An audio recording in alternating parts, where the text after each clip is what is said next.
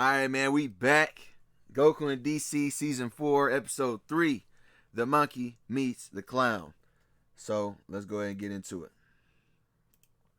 The reinforced doors of Gotham's Arkham Asylum were nothing more than twisted metal and splintered wood, a testament to the explosive entrance. Acrid smoke stung Goku's eyes as he stepped through the wreckage, the alarms a distant dying wail. This wing of the asylum was a scene of calculated chaos, shattered glass, open gates, and in the center of it all, a single industrial elevator. Its doors held open by a grinning henchman with a feminine figure in the center of it. Harley Quinn, a splash of color against the gloom, was already stepped backward into the elevator car, with a duffel bag bulging with weapons and tools slung over her shoulder. She didn't startle at his arrival. She assessed him with a tilted head, her eyes sparkling with manic curiosity. "Well, hey there, handsome. New face. Don't believe I've had the pleasure of being crashed in on by you before," she chirped, her voice a sing-song contrast to the destruction. Her gaze traveled up to his spiky hair. "Oh, I like the do. Very anime-looking. You do it yourself? Or is that a natural reaction to all the zappity-zap meta-energy stuff I've heard about?" Goku's posture was relaxed but ready, his feet planted firmly on the marble floor. My hair has always looked like this, I think. And I'm here to stop you. Harley, you're letting out some pretty bad people, and as a favor to someone, I'm here to stop it." His voice was calm, carrying an easy authority that made the henchman by the elevator shuffle nervously. Harley's grin widened, not into something friendly, but into the sharp, knowing smile of a gambler holding a winning hand. "Stop little old me. Aw, that's sweet. But see, sugar, you've got your priorities all mixed up." She gestured with her free hand, a dramatic sweep that took in the grand, shadowy hall. "You might want to turn down the heat first." As if on cue, the sharp chemical smell of gasoline cut through the smoke. Goku's eyes flickered, his senses expanding from behind pillars. Her in the elevator, men in cheap down masks emerged. They weren't holding guns, they were holding red gasoline cans, sloshing ominously. And then Goku realized that scent he picked up on was gasoline, and he looked to see Harley smiling with a lighter in her hand. "A going away present for me and the boys." Harley laughed, the sound echoing in the vast space. "Gotham's so dark nowadays, it could use a little light. You can chase me, Spiky, or you can play hero and have some of these loonies still in the cell." Tick-tock. With a final blown kiss, she tapped the henchman's shoulder and the elevator doors began to slide shut, sealing her smug expression behind him, leaving Goku standing alone in a asylum wing, rapidly being transformed into a gigantic tinderbox. The acrid stench of burning varnish and melting plastic filled Goku's nostrils, but it was the faint, frantic cries from the cell blocks that truly decided his course. Harley's tongue hung in the air. Chase her or be a hero. But for Goku, he could do both. He could do both due to his abilities. In a blur of motion that stirred the smoke into spiraling vortexes, Goku became a blue streak of rescue. He didn't bother with cell doors, his fingers hardened by ki, tempered in the gravity changer, simply peeled the reinforced steel aside like it was tissue paper. To the terrified inmates cowering within, he was less a man and more a force of nature, a reassuring pressure at their backs, a gust of wind that ushered them from their smoky confines and deposited them gently in the secure courtyards outside. All before they could even scream, he moved with impossible precision. A whirlwind of salvation that cleared the entire wing in the time it took a heart to beat twice. Returning to the central atrium, now empty of prisoners but choked with roaring flames, Goku planted his feet firmly. He took a deep breath, drawing not just air but the calm, focused energy within. His aura flickered to life, a serene blue-white amidst the chaos. With a sharp, guttural shout, "Ha!" he unleashed a tremendous ki. The concussive wave of pure force erupted from him in the perfect sphere. It didn't feed the fire, it smothered it. Flames were ripped from their fuel and snuffed out in an instant, leaving behind only scorched walls, steaming puddles, and an echoing silence broken by the distant wail of sirens outside. Goku stood amidst the sudden calm, smoke curling off his gi. His black eyes lifted, tracing the path of the elevator shaft up through the shattered ceilings. A determined set tightened his jaw. Harley Quinn wasn't just a criminal, it seemed. She'd used lives as bargaining chips, and that changed the game. With a final glance to ensure the area was secure, he crouched. With a crack of sound, he launched himself upward through the open shaft like a human missile, ready to reclaim the time that she thought that she had bought from her distraction. The door at the top in the shaft led not to another cell block, but into a grim utilitarian service corridor. Goku landed with a soft tap of his boots on the concrete. Ahead a group of four jittery-looking henchmen, their garish clown makeup smeared with sweat, were huddled around a heavy, riveted metal door. "Just keep your eyes peeled," one with a squeaky voice was saying, nervously checking his cheap pistol. "Harley said the guy in the orange getup might be faster than we expect. Our job is to buy her 10 minutes. We just need 10 minutes. "Relax," Abokir one grunted, loading the shotgun. "He's probably still playing fireman." "No way he... Wait, you mean this door?" The voice came from directly behind them, cheerful and curious. All four men froze, then whirled as one, their weapons coming up to find Goku, standing calmly in their midst, having moved with a whisper of sound. Panic dissolved into a trigger-pulling frenzy. Blam, blam, blam, blam. The corridor erupted in a deafening gunfire. Bullets and buckshot struck Goku's center mass in a storm of leaden fire. As smoke filled the air, when it cleared, Goku stood unfazed. Not a scratch on his gi. A small cloud of flattened smoking slugs dropped from his chest to clatter on the floor. The henchmen stared, their bravado evaporating into pure terror. Goku's easygoing smile didn't change. "You done? All right, my turn." He was a blur of controlled motion. A swift, precise chop to the back of the nearest gunman's neck. A spin, and another chop. A sidestep and a third. The last one turned to run, but a gentle tap from Goku's finger sent him crumpling into a heap with the others. They dropped like marionettes with their strings cut, unconscious before they hit the ground.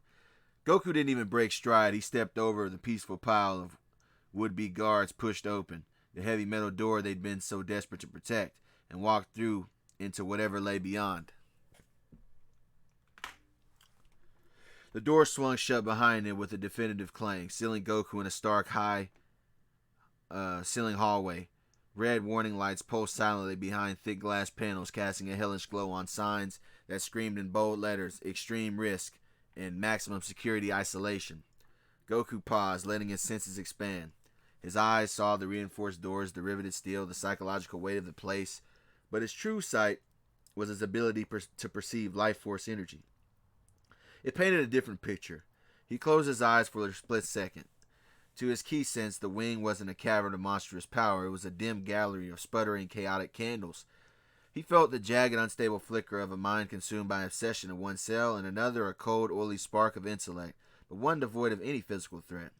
There were pulses of rage, whispers of madness, but all of them were quite small, containable.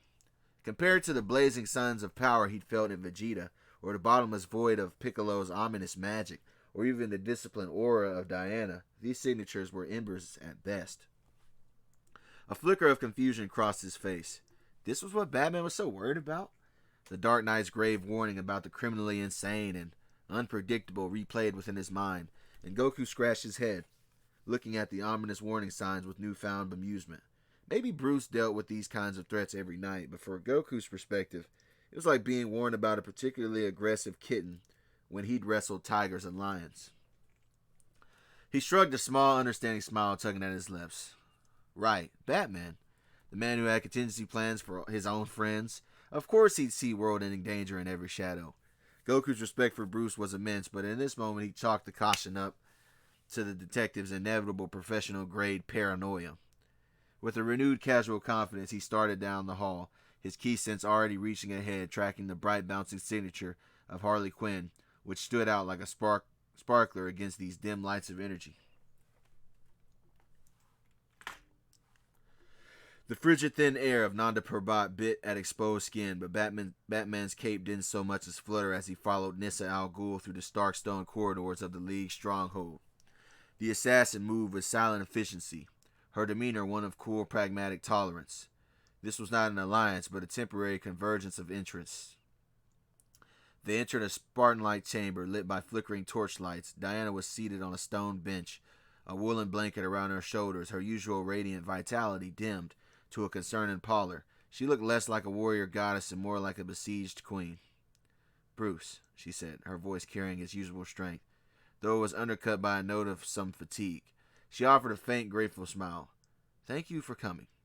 "Diana," he acknowledged with a slight nod, his cowl obscuring any expression but the firm set of his jaw. He dismissed the surroundings, the ancient stone, the shadows that seemed to hold centuries of secrets. With a detective's focus, his concern was a tangible, analytical presence in the room. Without preamble, he opened a compartment on his gauntlet. "I need to run a full-spectrum bioscan. My systems are calibrated for human and known meta-human physiology, but I've integrated some Amazonian medical data from your previous Watchtower physicals." He produced a small disc-like device that hummed to life with a soft blue light. "It's non-invasive. It will analyze your blood's chemistry, cellular activity, and energy signatures for any anomalies, including magical contaminations." Diana met his lens-covered gaze, seeing not a wary ally but the world's most thorough physician at this moment. She gave a single regal nod. "Do what you must. I trust your diagnosis, Bruce." The corridor opened in a cavernous laundry area, all rusted pipes and stagnant puddles. Goku's key sense had registered the lurking presence, but he'd chosen the direct path.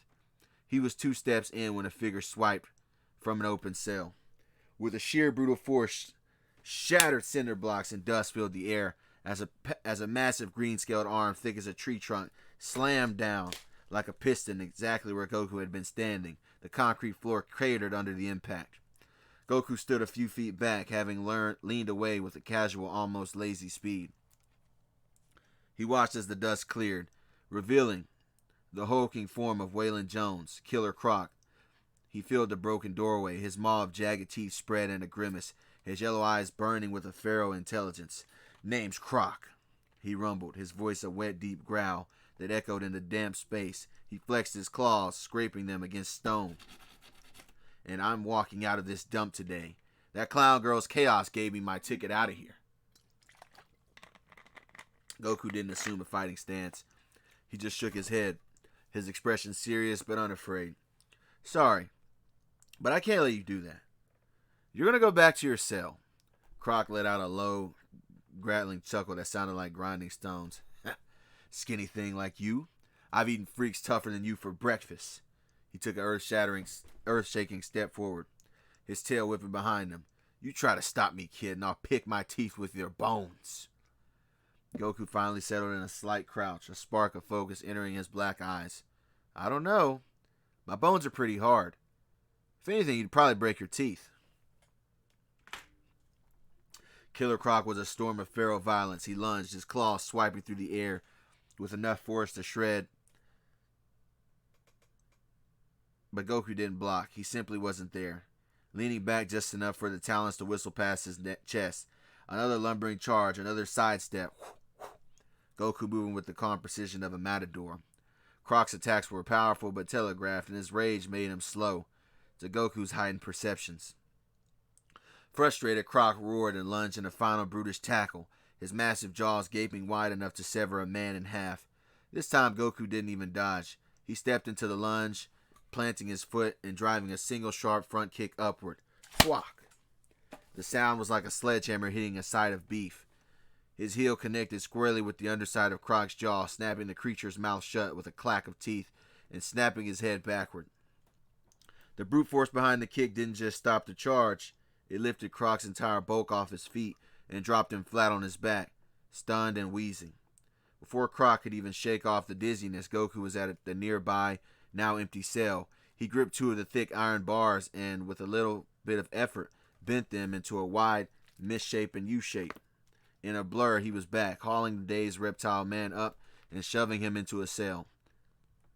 He wrapped the bent bars around Croc and the remaining solid ones, clenching them tight into a grotesque metal-like belt, trapping the villain's arms against his own torso. Croc roared and strained, but the ad hoc restraint held fast. "Just stay put," Goku said, not unkindly. He gave a firm pat to the tangled metal, ensuring it was secured, then turned and shot down the corridor without a backward glance. his key already locking onto Harley's bouncing, retreating signature. The diversion had cost him a couple minutes at best and nothing more. The heavy door gave way to a derelict asylum, greenhouse. Shattered glass panes formed a jagged canopy under the Gotham night, and the air was thick with the scent of damp earth and rampant unnatural chlorophyll. Goku's key sense had been clear.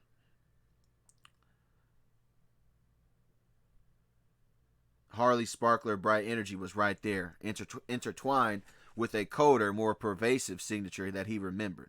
A slow green pulse like a forest heartbeat. He pushed the door open. Harley Quinn was perched on the edge of a broken ceramic planter, grinning like a child who'd pulled off the perfect prank. Took you long enough, Spiky. I gotta admit, Batsy's got himself some powerful friends. She swung her legs. But so do I. The attack wasn't a punch or a bullet. It was a whisper of movement from the shadows. A thick, ropey vine studded with thorns lashed out from a tangle of overgrowth with a whip crack. Speed aiming to coil around Goku's ankle. He simply lifted his foot, letting it pass harmlessly beneath him. From the verdant gloom, Poison Ivy stepped forward. The dim light played over her red hair and pale skin. Her expression one of detached botanical curiosity. The monkey man, she stated, her voice a husky murmur. The one who caught me when I fell. Goku's eyes narrowed slightly, his fighting stance becoming more defined. It's you again. Harley's eyebrows shot up, her head swiveling between them. Whoa, whoa, whoa, whoa. Spiky knows red. Well, ain't it a small, messed up world? She hopped down, giving an exaggerated, apologetic shrug. This is fascinating, really, but my pudding is waiting, and a lady shouldn't keep her date cooling his heels in a cell block. She began backing toward a rusted service elevator. Its gate already pried open. You two have yourselves a nice reunion. Try not to kill each other too quickly. Toodles! With a final gleeful wave, she slipped into the elevator cage. The rusty door clanged shut, and with a shuddering groan, the mechanism began carrying her downward, leaving Goku alone in the oppressive living green with an old and decidedly thorny acquaintance. Poison Ivy took a slow, deliberate step forward, the plants around her seeming to lean in with her. The air in the derelict greenhouse grew heavier, thick with pollen and a palpable dangerous intent. Poison Ivy didn't move to attack again. Instead, she took a slow, swaying step forward, a predator assessing its prey with a newfound interest. A smile both haunting and alluring played on her lips. The one who caught me, she repeated, her voice a low, verdant hum that seemed to emanate from the very leaves that were around them. You had me at your mercy, monkey man. You could have let me fall. You could have struck me down, and yet you chose to save a woman who had just tried to bury your city in alien plant life. She took another step, the hem of her leafy dress brushing against creeping vines. Such unexpected gallantry from a brute force creature like yourself. Goku kept his stance ready, but his brow furrowed in genuine confusion at her tone. You were going to get hurt. That's really all it was. Is it? She purred. Now within arm's reach, her emerald eyes glinted in the fractured moonlight. I've been thinking about that. About you. A life debt is a powerful thing in any culture. Perhaps, she leaned in slightly, the scent of night-blooming jasmine and something more sinister wrapping around him. Perhaps I should thank you properly. A kiss for my savior. It would be so much more intimate than our last encounter. Goku didn't relax his stance, but a look of pure, uncomplicated apprehension crossed his face. He held up a hand, palm out. No thanks, he said, his tone direct and slightly wary. I saw what you did to Batman when you kissed him. You know, with the whole poisonous mind control stuff. He shook his head, his concern shifting to something more personal. And I'm pretty sure Wonder Woman would really not like that. And then she'd probably come try to find you, and she'd be pretty mad. He stated it not as a threat, but as a simple, inevitable fact, like forecasting bad weather. She doesn't usually hunt people down for something personal, but for something like that, if she found out, I'm sure she would try to find you, and I wouldn't want to have to get between you two, if I don't have to. Ivy's smile didn't falter. It simply gained a sharper, more intrigued edge. He had seen through the seduction to the toxin beneath, not with a detective's cynicism, but with the warrior's practical understanding of cause and effect. and a man's loyalty to his woman.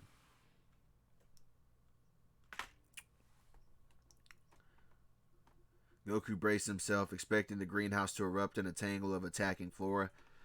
But instead, Poison Ivy did something far more disarming. With a faint, almost resigned sigh, she stepped gracefully to the side, clearing the path to the elevator shaft that Harley had just used. "Go on, then," she said, her gaze drifting to the overgrown plants around them. "I won't stop you this time. Consider it returning a favor." She glanced back at him, her green eyes unreadable. "Besides, I never liked the Joker. A vile little fungus. And he treats Harley like trash, but she's too madly in love with him to see it. Some poisons are just like that, you know." Goku blinked, his fighting stance loosening in a genuine surprise. He studied her for a moment, his head tilting. Then he surprised her right back. "You know," he said, his voice losing its edge, "I can tell that you're not all bad down deep. I can sense energies, you know." He nodded toward a broken window leading out the asylum's grounds. "You could just leave. I mean, right now.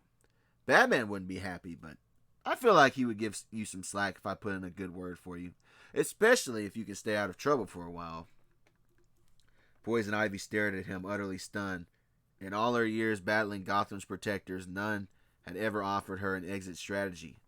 They offered her sales, lectures, or violence. Never a choice based on blind faith alone.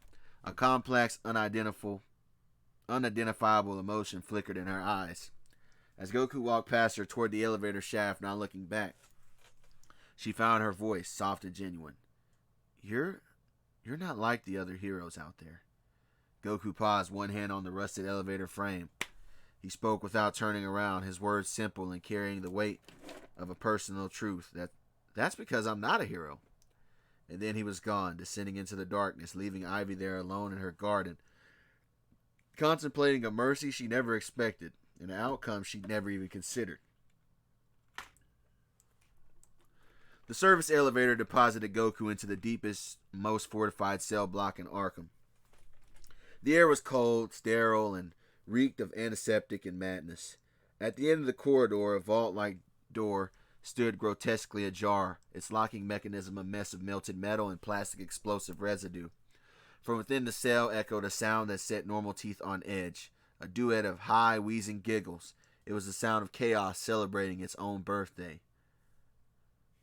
"Ooh, I knew you'd come for me, my sweet, deranged dumpling," a voice scratchy and saturated with synthetic glee crooned. "The acoustics in this dump are just made for a comeback symphony."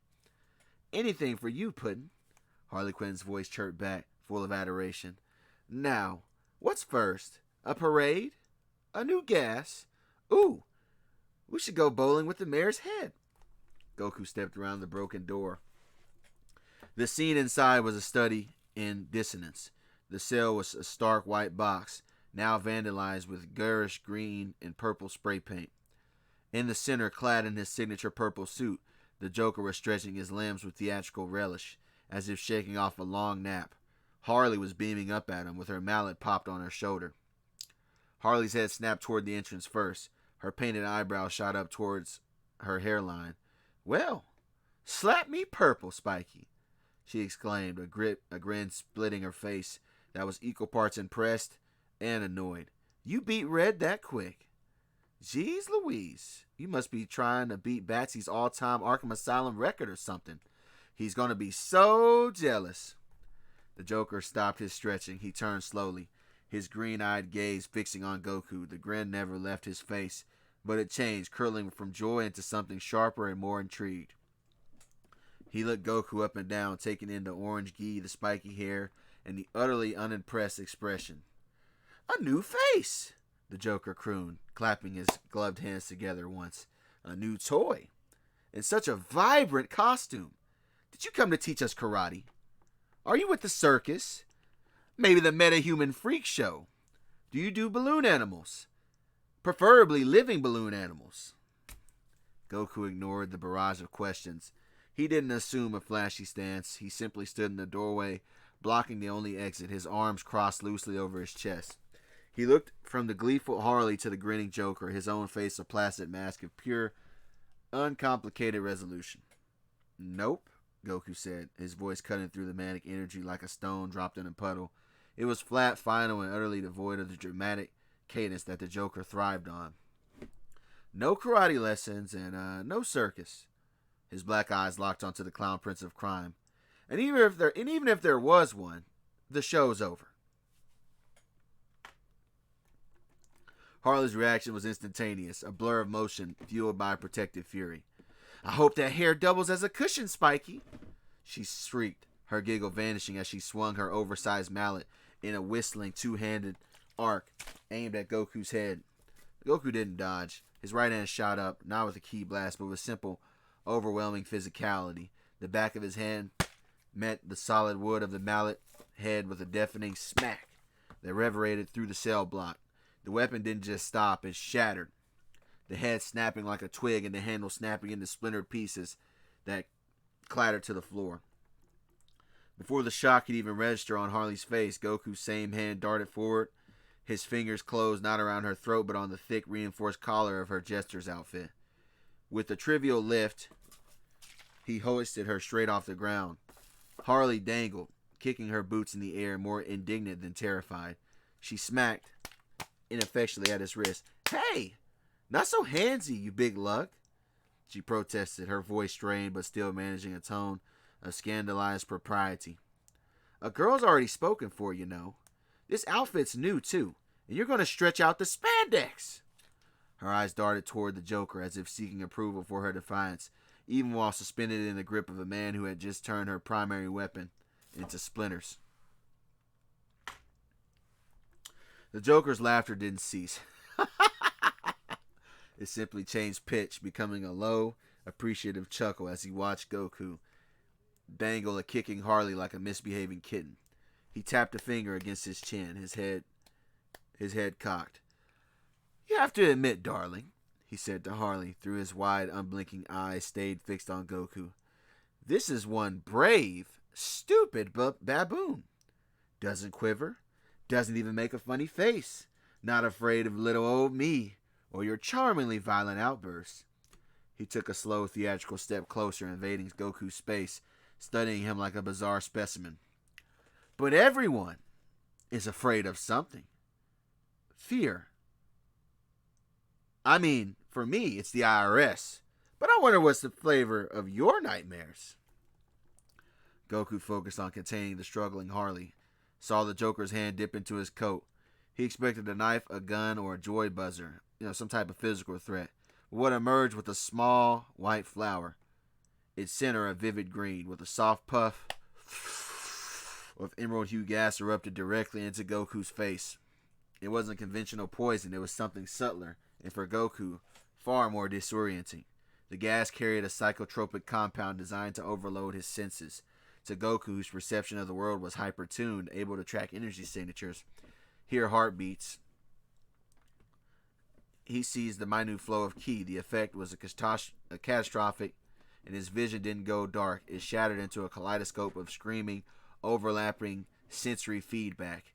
He could smell colors, hear the blinding light of the cell, taste the roar of his own pounding heartbeat. His ki sense, usually a clear radar, became a deafening cacophony of meaningless noise.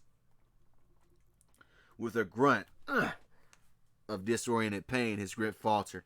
Harley dropped to the floor, scrambling away as Goku stumbled back, clutching his head. Looks like your flower gift worked out, Puddin'. Thanks, you bag of bones. Harley snapped, not at Joker, but past him. From a side corridor, a gaunt skeletal figure emerged, draped in tattered rags and a stained lab coat. Dr. Jonathan Crane, the Scarecrow, lowered his posture. His voice was dry, academic rasp, devoid of emotion. His hollow eyes flicked to Harley. We are even now. For my release. The Joker threw an arm around Scarecrow's stiff shoulders, cackling as he guided his new accomplice past the disoriented Goku. Marvelous teamwork. Brawn, beauty, and biochemical terror. It's the recipe for a hilarious evening. Come along, children. We have a city to paint. The sterile torchlit chamber in Nanda Parbat felt suddenly colder. Batman had been silent for a long moment, staring at the readouts on his gauntlet's holographic display. The data streams, genetic markers, hormonal surges, unique energy signatures intertwining, had coalesced into a conclusion both undeniable and staggering. He powered down the device, the blue light dying with a soft hum. He turned to face Diana, who sat watching him with the steady, patient gaze of a royal daughter awaiting a report from a trusted physician. The usual warmth in her eyes was tempered by fatigue and a flicker of concern for whatever verdict his science had rendered. "Diana," he began, his voice devoid of its usual grim edge, replaced by a rare, almost unsettling neutrality. It was the voice of someone who was about to speak a pure fact. "The scans are conclusive. The fatigue, the metabolic shifts, the hormonal fluctuations, they aren't an illness. They're not a toxin or some magical affliction." He paused, ensuring he had her complete attention. In the world of gods and monsters, he was about to state something profoundly and fundamentally mortal. Your physiology is adapting," he stated, each word precise and deliberate.